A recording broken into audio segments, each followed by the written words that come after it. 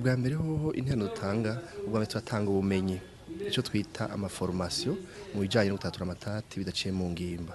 Aho rero tubitanga ku rugero kuntuze ku rugero zitatu.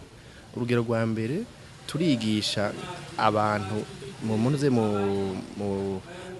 ma communauté tugatanga inyigisho nk'iyiminsi bica nk'itatu mu bijanye n'ingene abantu baganira, ingene bagira bahuza na cyane no kwiga neza nabo ingene intuzeye amatati avuka n'inkomoko zayo. Hanyuma ahandi ca kabiri gutanga ubumenyi turatanga ikintu bita guha ubumenyi azobuha abandi ico twita formation de formateur. Abo rero turetse ubumenyi baronka ca tubigisha n'ingene bona bo butanga. Hanyuma rero ku rugero rwa gatatu naho arivyo twita cours avancé. Ico naho n'ubumenyi dutanga nk'icigwa. Icigwa kimara ukwezi kurenga. Mu gifaransa aha iwacu duherereye hama n'intuzeye muri Afrika y'Epfo mu Congereza. Ico gihe rero tugira ico twita gutatura amatati be n'ibindi vyigwa bigenda bishigikiye ico gutatura amatati. Na cyane bijya bavuga ngo kubimboneza hanyuma mwita guhimiriza no kugondoza lobbying plaidoyer turagira ivyantuze vya ingene two gwanya ibihuha n'ibindi byo nibigenda bishigikira ico kicigwa kinini kijeje gutatura amatati. Ubwa mbere ikituretse ubumenyi ca kabiri naco dukorera ko ni ibintu vyerekeye guhuza abatase mu communauté. Aho rero tuca tuba nk'abandi tufata nk'abahuza dukoresha ubumenyi butandukanye. Hanyuma icya gatatu naco dukoreramwo ni ikintu cerekeye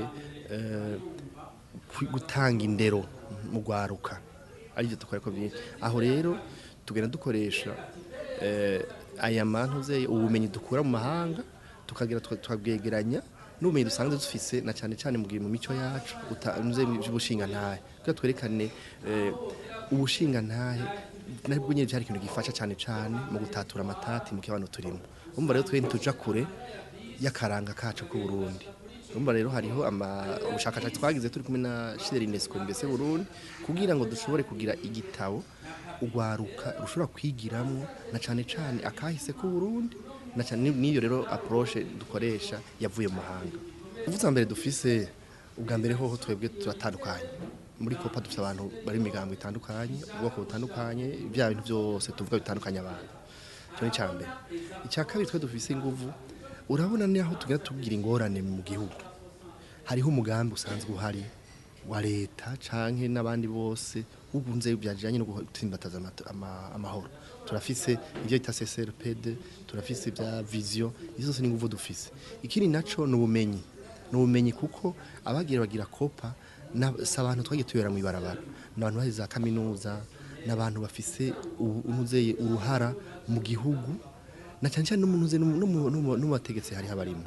Kugira ngo iyo umuntu atonye gushikira turonko dushaka guca kugira ngo ashobore kumushikira dushobore kuyaga nawe. Izo ni nguvu rero zihambaye dufise.